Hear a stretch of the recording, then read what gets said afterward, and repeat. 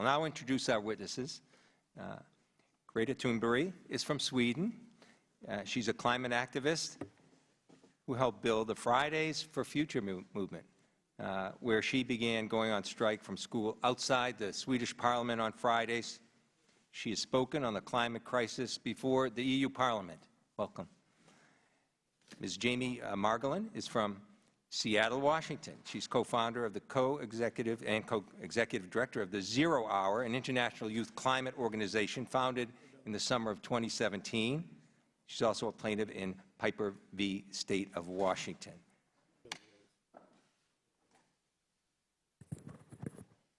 My name is Greta Thunberg.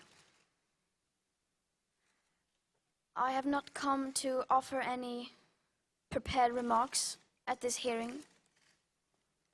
I am instead attaching my testimony. It is the IPCC Special Report on Global Warming of 1.5 degrees Celsius, the SR 1.5, which was released on October 8th, 2018. I am submitting this report as my testimony because I don't want you to listen to me. I want you to listen to the scientists. And I want you to unite behind the science. And then I want you to take real action. Thank you. Tack så mycket. Ms. Margolin. My name is Jamie Margolin, and I'm a 17-year-old climate justice activist from Seattle, Washington. I'm missing a lot of school to be here. It's my senior year of high school. I have college application deadlines looming over me, and to be honest, I've barely even started because I'm too busy fighting to make sure that I'm actually going to have the future I'm applying to study for. You're here spending a few moments with me, but that is nothing compared to the hours that members of Congress have spent with lobbyists from corporations that make billions of dollars off of the destruction of my generation's future. I want the entirety of Congress, in fact, the whole U.S. government, to remember the fear and despair that my generation lives with every day, and I want you to hold on to it. How do I even begin to convey to you what it feels like to know that within my lifetime, the destruction that we have already seen from the climate crisis will only get worse? What adds insult to injury is the fact that we keep getting promised what isn't there. On college applications, I keep getting asked, what do you want to be when you grow up? The media, pop culture, businesses, and the whole world tells me that I and my whole generation will have something to look forward to that we just don't. You're promising me lies. Everyone who will walk up to me after this testimony saying that I have such a bright future ahead of me will be lying to my face. It doesn't matter how talented we are. It doesn't matter how much work we put in, how many dreams we have. The reality is, my generation has been committed to a planet that is collapsing. The fact that you are staring at a panel of young people testifying before you today, pleading for a livable Earth, should not fill you with pride. It should fill you with shame. Youth climate activism should not have to exist. We are exhausted because we have tried everything. We've built organizations, organized marches, and worked on political campaigns. I sued my state government in a lawsuit called Piper versus the State of Washington, along with 12 other plaintiffs, for contributing to the climate crisis and denying my generation's constitutional rights to life, liberty, and property. The lawsuit is also arguing that the natural resources of my state are protected as a right under the Washington State Constitution.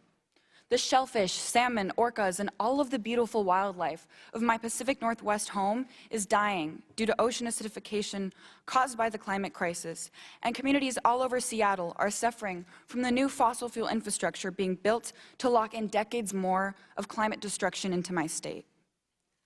My friends and I were warned to stay inside the last 2 summers because our city was shrouded in a suffocating smoke from wildfires. It gave me such bad headaches for so long, and my friends with respiratory illnesses had to go to the ER. Is this the future that we have to look forward to? Well, we the youth are working as hard as we can to make sure that it isn't.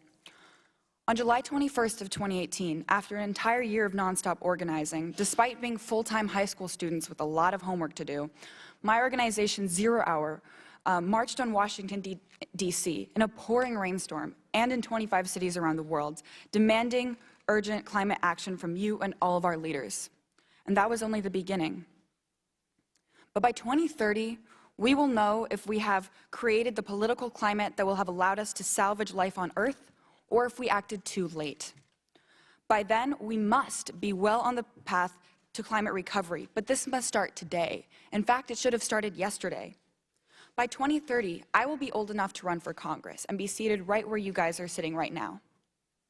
By then, we need to have already achieved net zero greenhouse gas emissions and be rapidly on the path to climate recovery.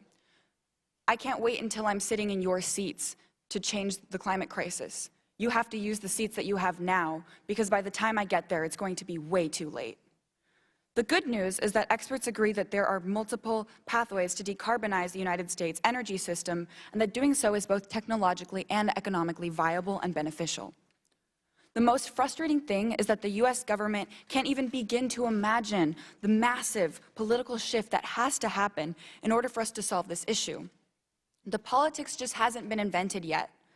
Solving the climate crisis goes against everything that our country was unfortunately built on: colonialism, slavery, and natural resource extraction. This is why the youth are calling for a new era altogether. As Greta mentioned, the Intergovernmental Panel on Climate Change report that we only have a few months left in order to create the massive political shift needed to transition our world to an entirely renewable energy economy. This needs to happen within the next 10 years, which is our deadline to save life as we know it. People call my generation Generation Z, as if we are the last generation, but we are not. We are refusing to be the last letter in the alphabet. I am here before the whole country today, announcing that we are instead Generation GND, the generation of the Green New Deal. The only thing that will save us is a whole new era. The Green New Deal is not just about the specific plans laid out in resolutions. It's about a new chapter in American history and transforming our culture into one that celebrates, encourages, and enables radical climate action. It is right here, testifying before you, that I'm proud to announce that history is being made. You've heard of the Reagan era, the New Deal era. Well, the youth are bringing about the era of the Green New Deal.